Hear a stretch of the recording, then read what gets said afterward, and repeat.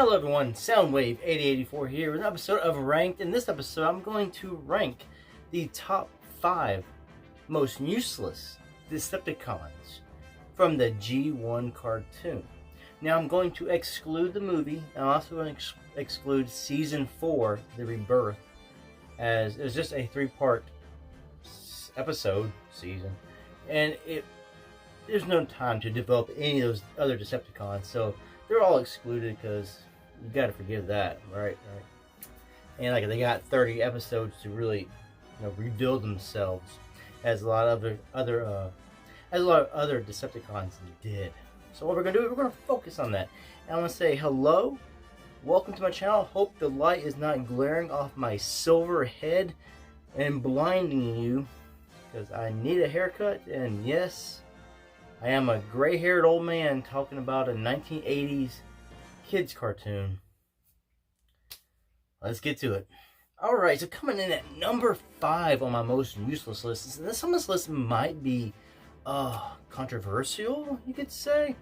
It's just watching the cartoon, who's the most useless to their own cause, right? So number 5, Shockwave. Now, people are going like, Shockwave? Now in the comic books, he's effing awesome. In the G1 cartoon, he had a few moments to shine, but overall, he sucks. His claim to fame for the most useless part is he's got such bad aim. Couldn't hit the female Autobots if his life depended on it. Didn't even fire when he actually had open shots.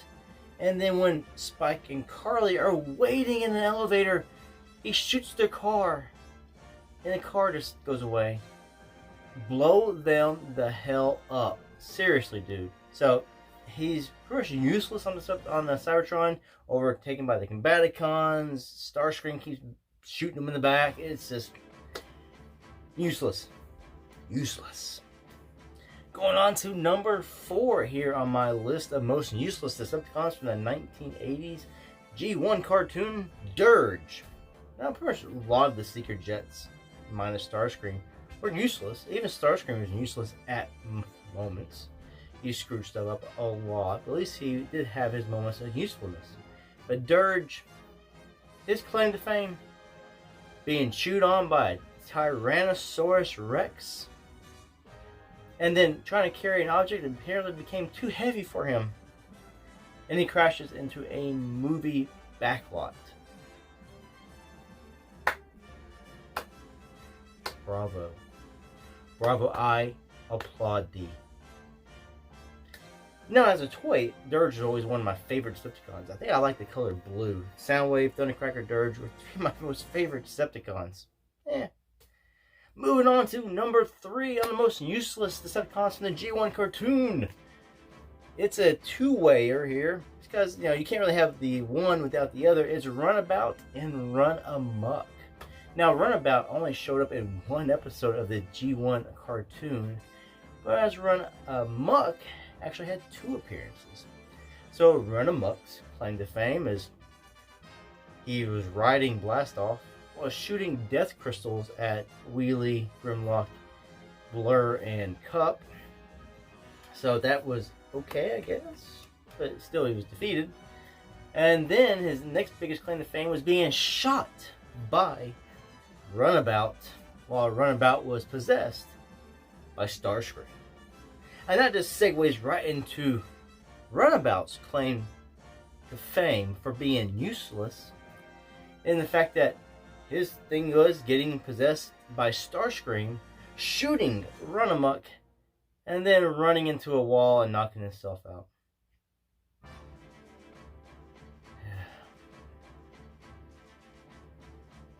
Alright, so before I move on to number 2, I just want to say thank you to everybody who is watching my channel and watching my videos right now. If you're not a subscriber, please click that subscribe button down below. And also don't forget to click that bell notification icon to be notified of all my videos. And that was a mouthful. Also, click that thumbs up button if you like the video. And if you actually hate this crap, thumbs down it. Yes, interact with this content. Let me know if you like it or don't like it. I'm not going to be able to possess a lot of the new figures. Sorry. Sorry to myself.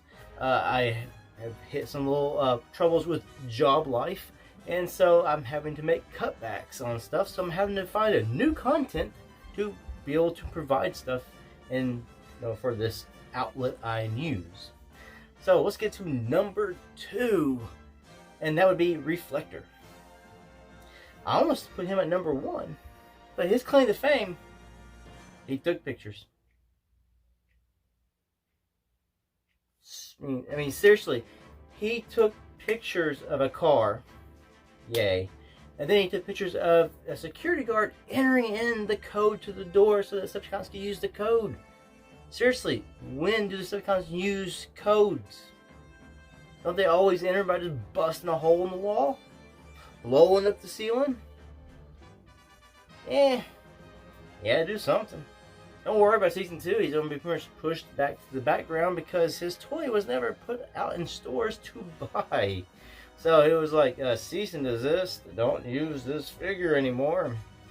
But, he did get a mail away in 1986, so you can still get the toy. So number 1 is going to be controversial, maybe? I see it not. Because I'm excluding the movie. And that's where he had his biggest moment to shine. That's his biggest, his best showing was the movie. So number 1 is Galvatron. His claim to fame is he is effing nuts. Nuts. He is crazy. He's so crazy he actually beats up his own troops. Pounds them. Cyclonus saves him. Screw that. Let's just beat the crap out of Cyclonus and throw him in. Let's attacking the Autobots. Let's just screw up the whole mission. I'll just attack you myself. And then piss off his own troops so much they want him gone. And they even threaten to overthrow him and Cyclonus. So Cyclonus takes him to a world because Galvatron's crazy. And because Galvatron's crazy, his craziness destroys the planet. Now actually that is a good thing. That's probably one of my favorite episodes. It is extremely funny. But still, his claim to fame is he is effing nuts. And he screwed up more times than he succeeded in the cartoon. I mean, the amount of times the Quintessons could fool him and trick him is pathetic. So that is my top 5 list of most useless Decepticons from the G1 cartoon.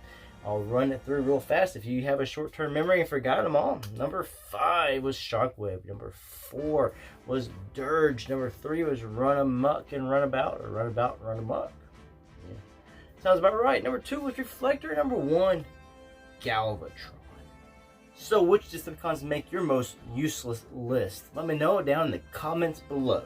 I'm still going to do my best to put out content. I do have a few things coming in. Like I said, I'm not really going to be getting any of the new toys. It really hurts when you lose a lot of money a month. So to continue making content and be able to interact with my audience and be able to talk about my hobby and things I like, I'm going to try to do other videos, which I have done these in the past, but I'm going to try to do them more regular now. And I might go in and start delving into some more older figures once again and looking at those. I don't know, but we'll just see how everything flows from here. I want to say thank you for watching this video. Until the next review, peace out. What a piece of junk!